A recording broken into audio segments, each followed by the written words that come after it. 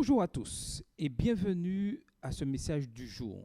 Je voudrais saluer en premier tous ceux qui sont dans les foyers et qui suivent régulièrement les programmes de l'église d'Oreb sur YouTube. En tout cas, que le Seigneur vous bénisse. Une salutation à tous en ce jour de sabbat, jour de repos. Et j'espère que nous pourrons partager ce message et comprendre l'importance de ce que Dieu attend de chacun d'entre nous. Inclinons la tête et prions. Seigneur Dieu, nous réclamons la présence de ton Saint-Esprit. Que tout ce qui sera dit en ce jour puisse fortifier ton peuple à continuer à être fidèle dans tout ce qu'ils font. Amen. On raconte l'histoire en mars 1961 d'une tempête terrible qui s'abattit sur les îles Tonga, dans le Pacifique Sud. Des bâtiments furent balayés par le vent, de grands arbres déracinés, des maisons furent mises en pièces et emportées par le vent. Beaucoup de gens furent blessés et même tués. Dans un village de cette région-là, les membres d'une famille qui se retrouvaient là, dans cette difficulté, se serraient les uns contre les autres dans leur petite habitation, craignant pour leur vie. En décrivant cette expérience, le père de famille dit qu'il sentait que la maison tremblait, comme si elle allait s'écrouler. Il savait que si sa famille restait à l'intérieur, elle mourrait. Et que s'il sortait pour chercher de l'aide, c'est lui qui allait mourir. Pendant qu'il se demandait anxieusement ce qu'il devait faire, il se sentit poussé à utiliser la puissance que Dieu pouvait donner pour protéger sa famille. Il grimpa sur une chaise et mit la main sur la partie du toit dont il pensait qu'elle serait la première à céder. Puis il dit, par le pouvoir, par la puissance de Jésus-Christ, que cette force que Christ me donne, et au nom de Jésus-Christ, je te commande de rester solidement en place pendant cette tempête. Quand il eut dit ces paroles, la maison cessa de trembler et le toit de craquer. Quand l'ouragan fut passé, cette maison était la seule qui était encore debout. Aujourd'hui, je vous pose cette question. S'il y avait maintenant une situation critique, seriez-vous prêt à exercer votre foi? Seriez-vous prêt à accomplir ce miracle?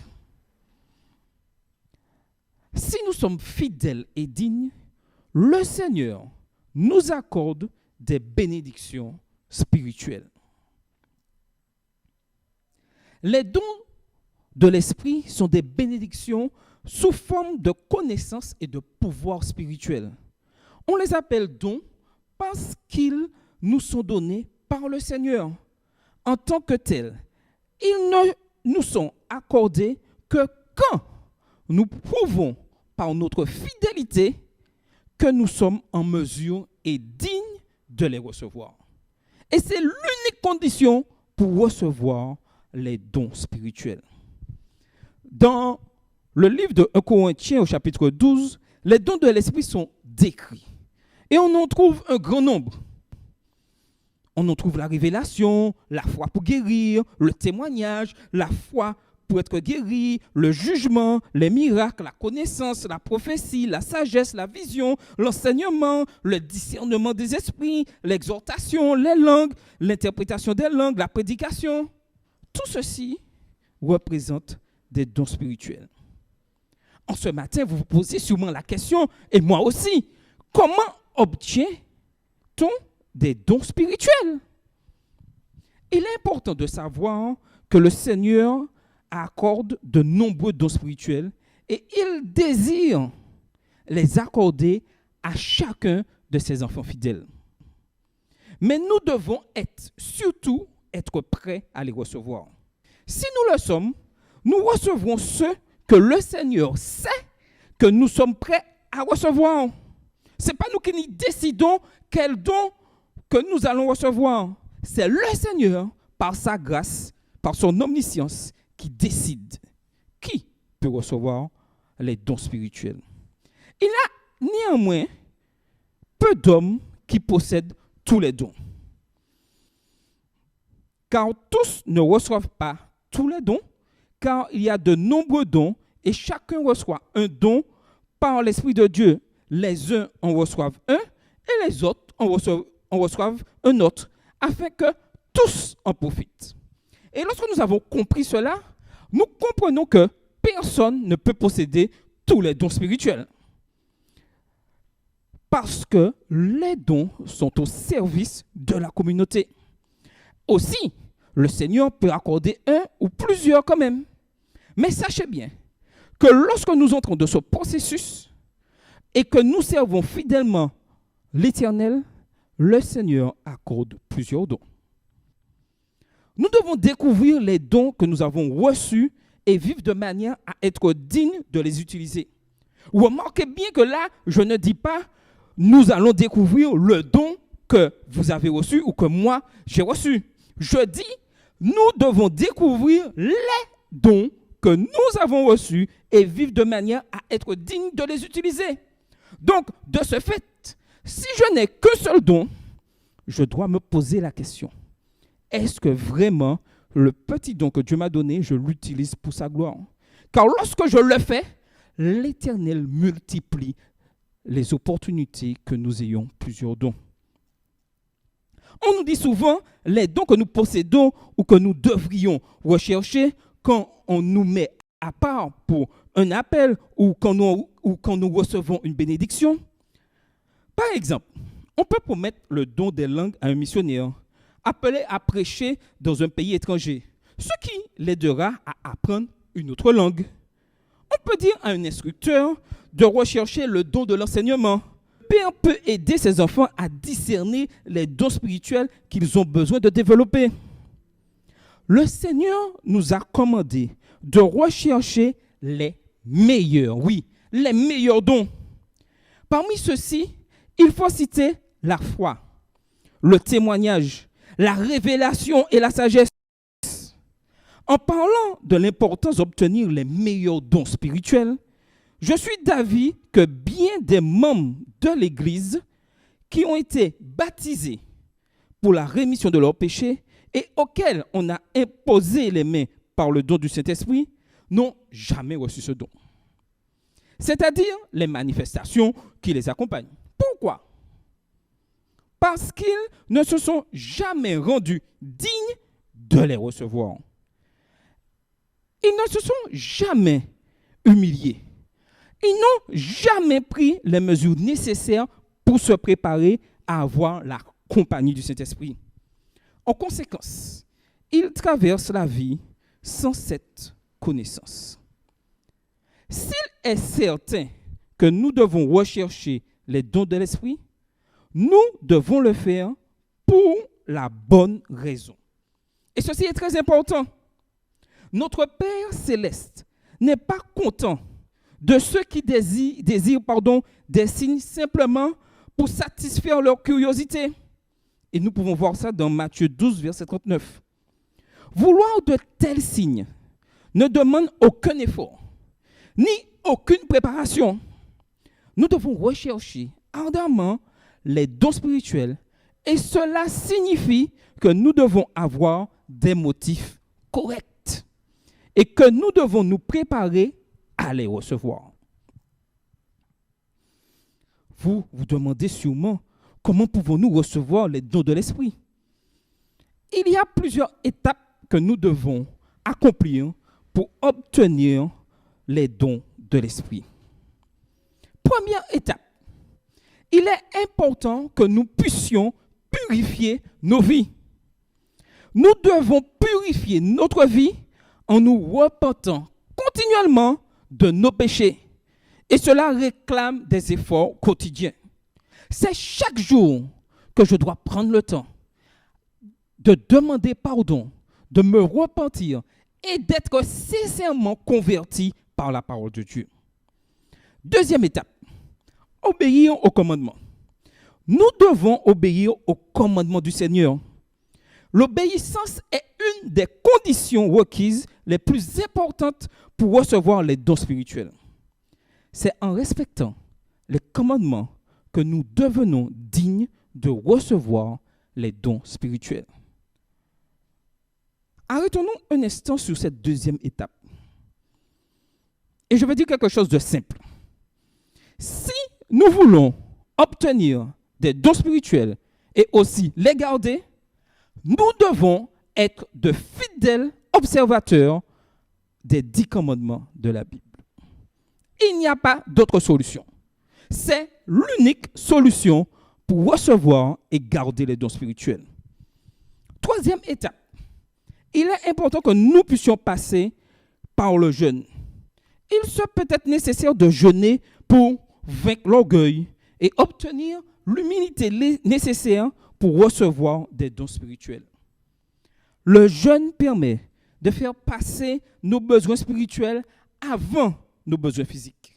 Cela nous permet d'éliminer les désirs égoïstes et nous encourage à nous concentrer davantage sur ce qui est vraiment spirituel.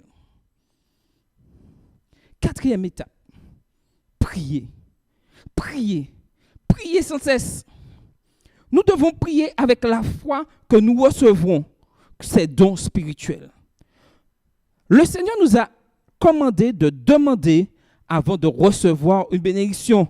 Et ceci, vous pouvez le lire dans Matthieu 7, les versets 7 à 11.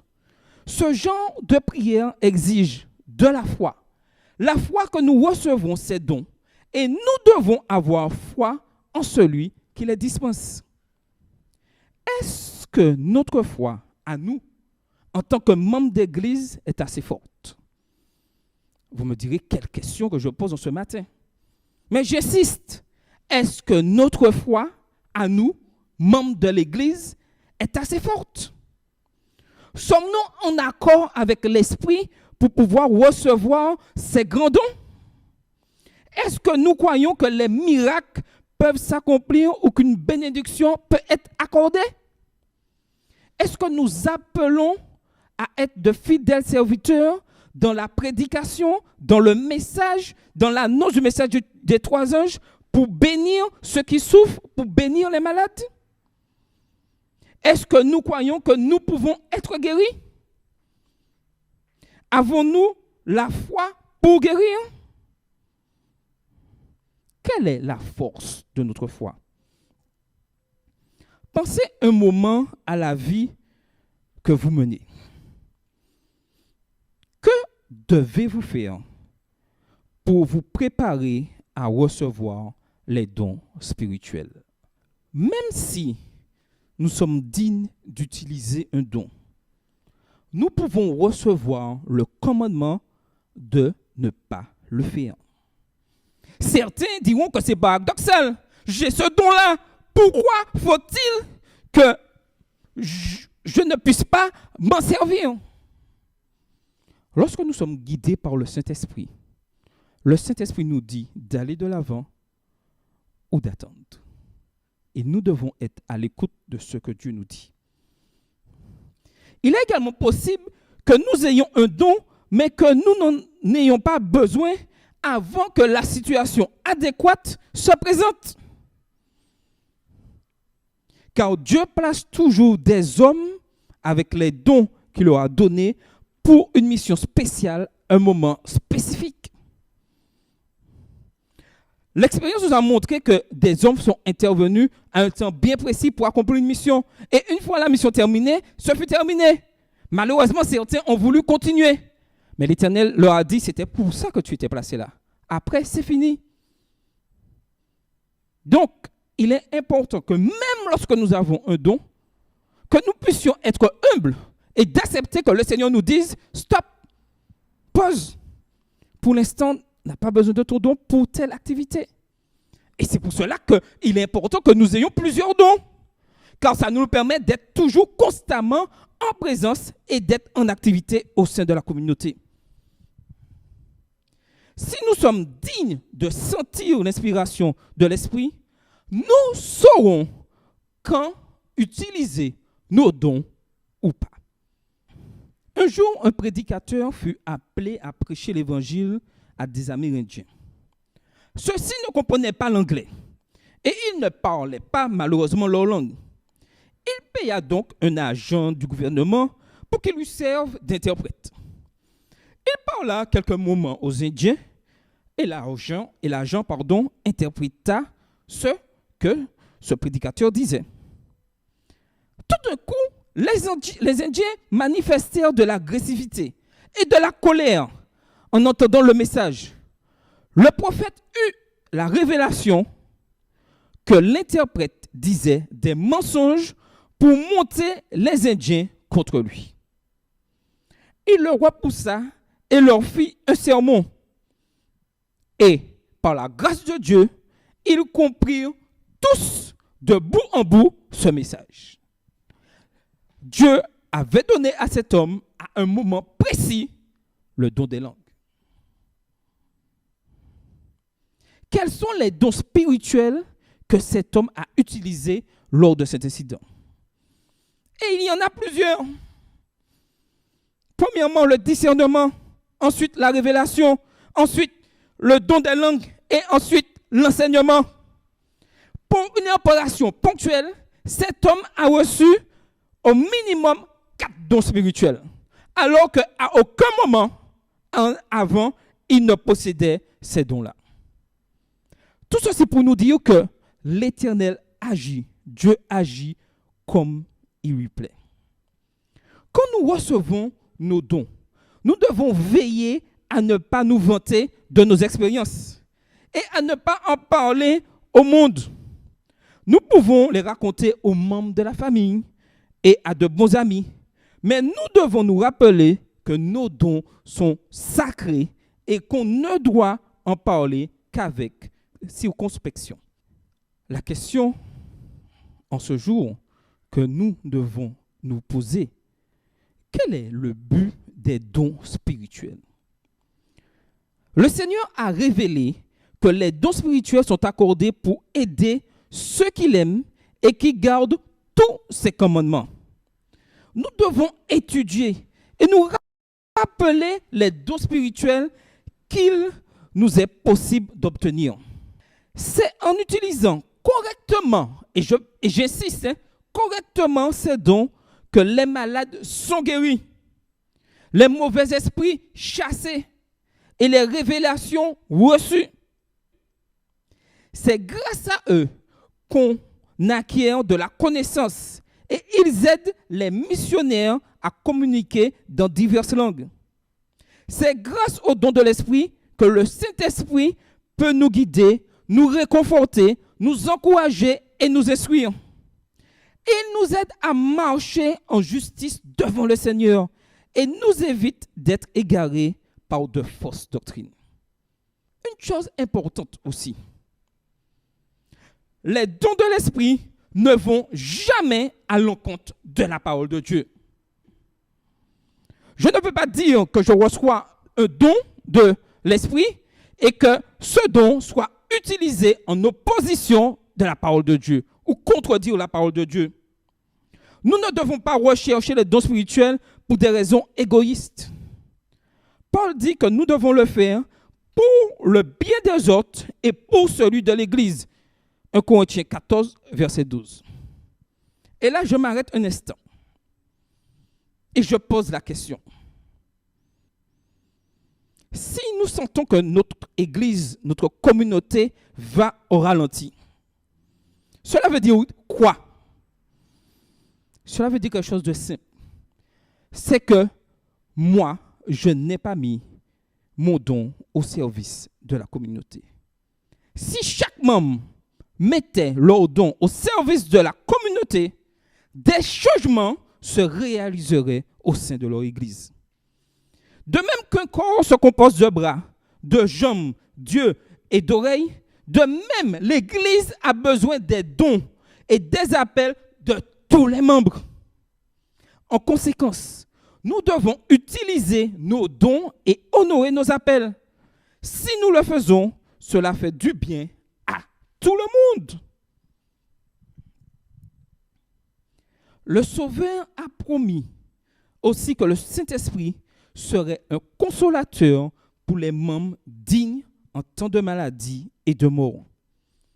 Beaucoup ont rendu témoignage de ce que l'Esprit consolateur les a accompagnés en temps de chagrin, les aidant à trouver la paix et la compréhension. Oui, le Seigneur demande que nous puissions nous mettre à son service. Un jour, un prédicateur a eu l'occasion de rencontrer deux excellentes femmes qui étaient des amies intimes à lui. Et ces deux femmes avaient perdu leur mari dans un accident d'avion. Est-ce que je les ai trouvées? Il se pose cette question dans le désespoir et le deuil. Et il répond non à cette question. N'est-ce pas surprenant? Des femmes qui ont perdu leur mari brusquement dans un accident d'avion et qui ne sont pas dans le désespoir et le deuil. Il continue en disant, je n'ai jamais vu de plus grand courage ni de plus grande force. Toutes deux rendirent témoignage qu'elles avaient vraiment senti la consolation de l'esprit, qu'elles savaient qu'il y avait un but dans l'appel qui avait été donné à leur mari et qu'elles avaient l'assurance que tout irait bien pour elles et pour leur famille si elles restaient proches de l'Église et gardaient les commandements du Seigneur. Tout ceci pour nous dire que lorsque nous sommes dans des difficultés, lorsque le deuil nous frappe, demandons à Dieu son Saint-Esprit, le don de l'Esprit pour pouvoir affronter ces épreuves. Et excluons de nos vies le désespoir et le deuil. Oui, le Seigneur nous demande de chercher ardemment les meilleurs dons, vous souvenant toujours du but dans lequel ils sont donnés. Car en vérité, je vous le dis, ils sont donnés pour le bénéfice de ceux qui m'aiment et qui gardent tous mes commandements et de celui qui s'efforce de faire ainsi, afin que puissent en bénéficier tous ceux qui cherchent ou qui me demandent, mais non ceux qui me demandent un signe pour le consommer sur leur convoitise. J'ai fait juste une interprétation de ce que Dieu demande à chacun d'entre nous. De plus, vérité, mon souhait en ce matin est que chacun d'entre nous, nous puissions toujours nous souvenir et toujours garder à l'esprit ce que sont les dons spirituels. Et que ces dons sont là, placés pour l'édification de l'Église. Et si nous sommes dans une Église qui n'est pas édifiée, ça veut dire que ces membres n'ont pas mis leurs dons au service de la communauté. Les dons spirituels sont donnés uniquement dans le but de servir la communauté et rien d'autre. Si dans le passé, vous avez utilisé ces dons spirituels pour faire autre chose, et je retire le mot spirituel dedans parce que ce n'est pas possible, revenez à l'Éternel. Repentez-vous. Aujourd'hui, Dieu a besoin d'hommes fidèles et de femmes sincères dans les commandements afin que cette puissance puisse se réaliser dans nos communautés. Comme je le disais au début, les uns en reçoivent un et les autres en reçoivent un autre afin que tous en profitent. Mais surtout, l'Éternel donne et redonne à ses enfants fidèles et sincères. Il est important aujourd'hui que nous puissions découvrir nos dons spirituels, les dons que nous possédons déjà ou qui nous attendent. Continuons ce processus de purification en nous repentant et en obéissant au commandement de Dieu. Prions et jeûnons avec humilité pour savoir ce que nous devons faire pour nous préparer à recevoir les dons spirituels. Alors que nous traversons cette période difficile, bientôt, le Seigneur accomplira des miracles au sein de ces communautés. Soyons prêts à recevoir ces dons pour l'édification de l'Église. Père, mère, aidez vos enfants à reconnaître leurs dons et à les cultiver. Jeunes, demandez à vos parents et aux dirigeants de vous conseiller pour vous aider à cultiver vos dons. Le Seigneur dit dans Jean 11, verset 22, « Demandez et je vous donnerai. Demandez, demandez, demandez. » Dans Acte 2, les versets 17 et 18, nous voyons « Les jeunes gens auront des visions. » Dans 1 Corinthiens 7, verset 7, « Toute personne a un don particulier. » 1 Timothée 4, les versets 12 à 16, « Il ne faut pas négliger son don. » Et Jacques 1, verset 17, « Les dons viennent de Dieu. » Lorsque nous avons compris cela, nous devons nous engager pleinement dans la mission. Car si nous ne le faisons pas, je vous rassure, l'œuvre s'accomplira. Mais sans nous, et nous serons exclus de la communauté par notre manque de volonté de mettre nos dons au service de la communauté. Prions. Seigneur, ce matin, ta parole a été prêchée. Chacun a entendu le message que tu leur dis en ce matin. Permets que chacun puisse se mettre à ton service et qu'au sein de ta communauté, qu'on voit ce changement et que chacun puisse être enrôlé dans la mission, apportant son don spirituel au service de la communauté. Tu es un Dieu qui ne ment pas et tu as promis de donner des dons à tous ceux qui s'humilient et obéissent à tes commandements. Permets que par ton Saint-Esprit, nous restons attachés à ta parole, fidèles à tout ce que tu nous dis, et que nous puissions servir la communauté pour ta gloire, et que ton nom soit proclamé, et que le message des 3 anges soit complètement éclaté là où nous sommes, Seigneur. Merci pour ce que tu fais pour nous. Nous avons cette certitude que tu donneras à ton peuple, et que ton peuple recevra et mettra ses dons au service de la communauté. Amen.